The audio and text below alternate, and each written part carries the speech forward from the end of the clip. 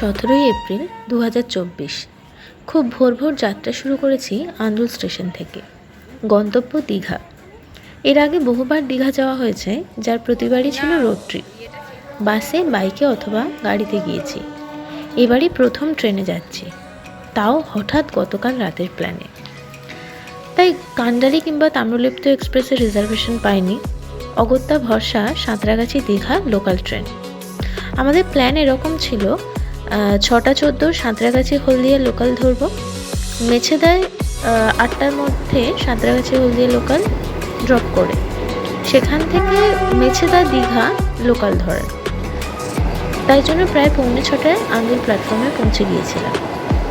তবে টিকিট কাটতে গিয়ে কাউন্টার থেকে বলা হলো টাইম টেবিল চেঞ্জ হয়েছে। 6:14 পরিবর্তে 38301 সাঁতরাগাছি মেছেদা লোকাল আসবে 6:52-তে। আর ওই ট্রেনে নাম বদলে হয়ে যাবে 08135 মেছেদা দীঘা EMU, যা ভায়া পাঁশকুড়া হয়ে ছুটবে দীঘার উদ্দেশ্যে। অর্থাৎ আন্দুল স্টেশনে অপেক্ষা করতে হবে প্রায় 1 ঘন্টা। তবে প্ল্যাটফর্মে বসে থাকতে বেশ ভালোই লাগছিল। ভোরবেলার নরম ওয়েদার আর মাঝে মধ্যেই দুরন্ত গতিতে ছুটে যাওয়ার ট্রেন কিভাবে যে সময়কেও দ্রুত এগিয়ে নিয়ে গেল বুঝতেই পারলাম না।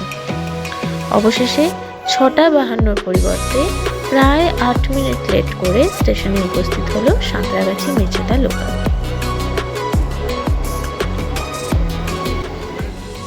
এই যে আমার সঙ্গে আছে আমার জুনিয়র।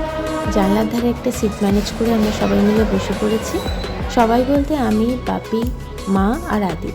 আর সঙ্গে আছে আমাদের লেবু লজেন্স মুখে পুরে বাইরের দৃশ্য দেখতে দেখতে কখন দেউলটি স্টেশন পার করে গেছি খেয়ালই করিনি। সামনেই আসতে চলেছে রূপনারায়ণ নদীর ওপর কোলাঘাট ব্রিজ।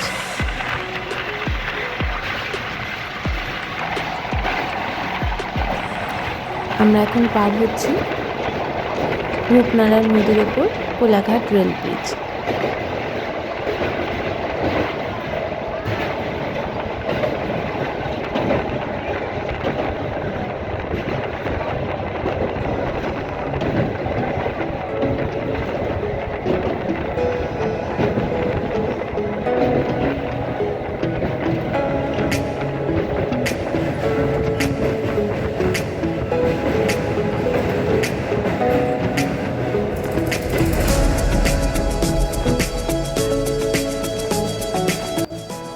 আন্দুল থেকে 43 কিলোমিটার পথ পেরিয়ে আমরা এখন ঢুকছি কোলাঘাট স্টেশন, কোলাঘাট জংশন। এটি পূর্ব মেদিনীপুর জেলার প্রথম স্টেশন। এখনো পর্যন্ত ভালোই গতিতে আসছে আমাদের ট্রেন।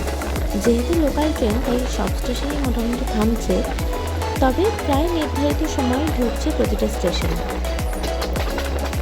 সামনেই আসছে মেছেদা স্টেশন।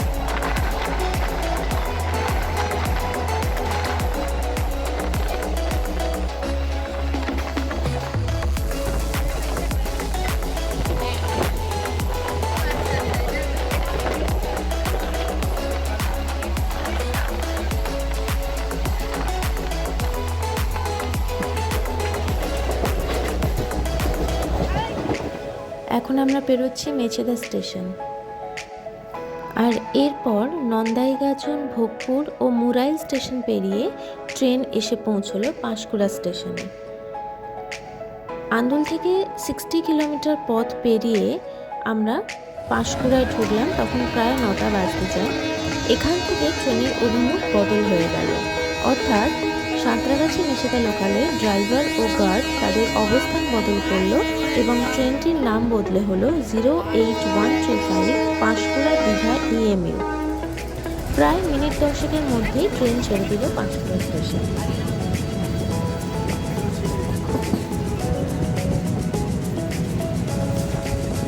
চারিদিকে এরকম সুন্দর গ্রাম্য পরিবেশ, সবুজ ধান ক্ষেত, এ সমস্ত দেখতে দেখতে আমরা চললাম দীঘার পথে। পাঁশকুড়া থেকে প্রায় 7 কিলোমিটার দূরে প্রথম স্টেশন পড়বে রঘুনাথবাড়ি। আর তারপর রাজপুরা ও শহীদ মাতঙ্গিনী স্টেশন পেরিয়ে আমরা পৌঁছব তমলুক স্টেশনে।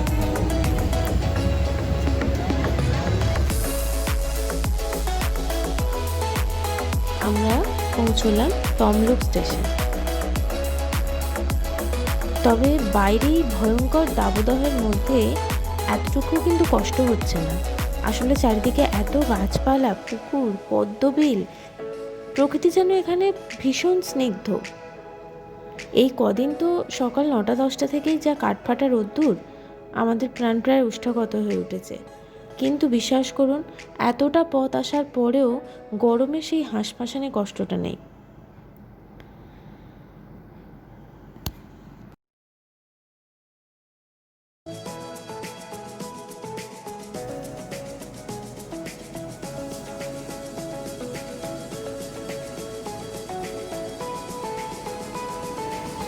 দেখতে দেখতে আমরা অতিক্রম করলাম পাঁশকুড়া থেকে 33 কিলোমিটার দূরে নন্দকুমার স্টেশন।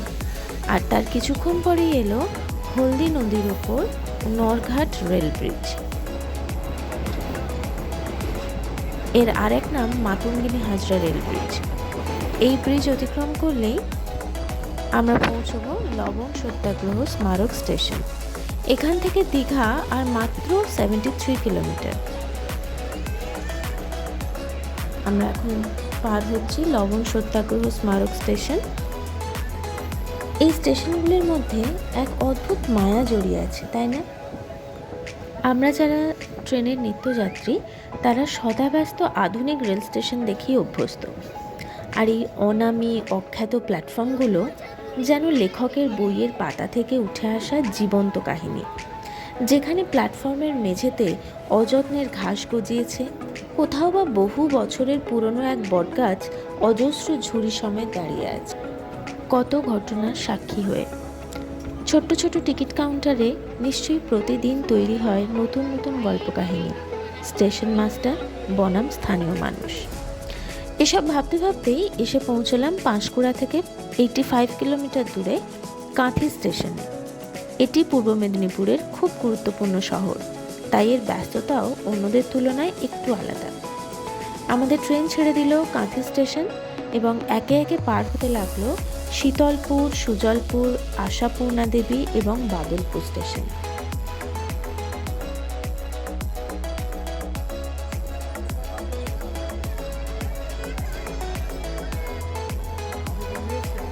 আবারও বলতে বাধ্য হচ্ছি, এই প্রত্যেকটা স্টেশনের নামকরণ সার্থক হয়েছে এদের নিজস্বতায়। সবুজ প্রকৃতির মাঝে গড়ে ওঠা স্টেশনগুলি কি শান্ত ও স্নিগ্ধ, এই তপ্ত ধরিত্রীর বুকে যেন এক একটি শীতল আশ্রয়।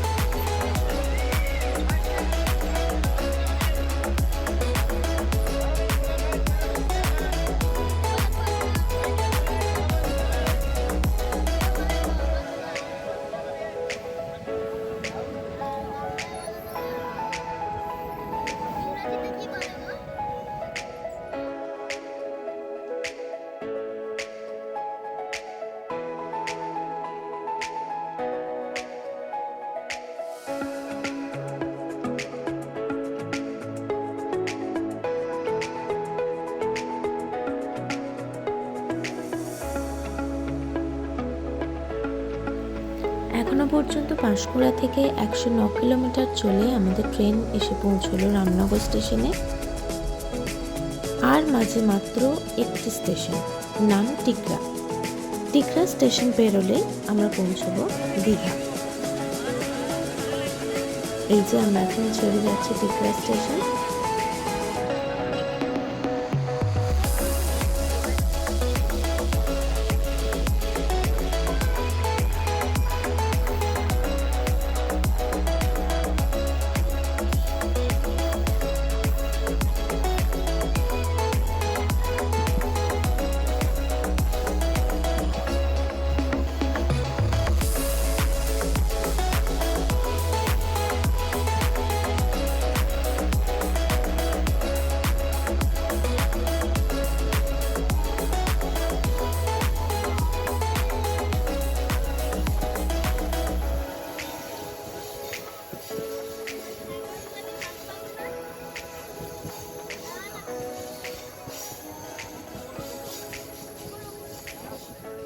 এখানে বলে রাখি, আপনারা যারা খুব কম খরচে দীঘা ঘুরতে আসতে চান তাদের জন্য এই লোকাল ট্রেনটা ভীষণই উপযোগী। মাত্র 40 টাকা ভাড়া লেগেছে আমাদের আন্দুল থেকে দীঘা, পার হেড 40 টাকা ভাড়া এই লোকাল ট্রেনে। সাঁতরাগাছি থেকে হয়তো বা কিছু বেশি হবে, সেটা আমি ঠিক বলতে পারবো না। আর আমরা আজই ফিরে পড়বো আর ফিরবো সেই লোকাল ট্রেনে, সুতরাং আমাদের পার হেড যাতায়াত খরচা পড়বে 40-80 টাকা। এত কম খরচে দীঘা আর কোথাও হয় না। অবশেষে আমরা পৌঁছে গিয়েছি দীঘা স্টেশন। 3 নম্বর প্ল্যাটফর্মে দিয়েছিল আমাদের ট্রেন। মাত্র 3 মিনিট লেট করে 11টা বেজে 8 মিনিটে পৌঁছে গেলাম দীঘা। আন্দুল থেকে দীর্ঘ 177 কিলোমিটার রেলপথ অতিক্রম করলাম আমরা। স্টেশনের ভিড়টা দেখুন একবার।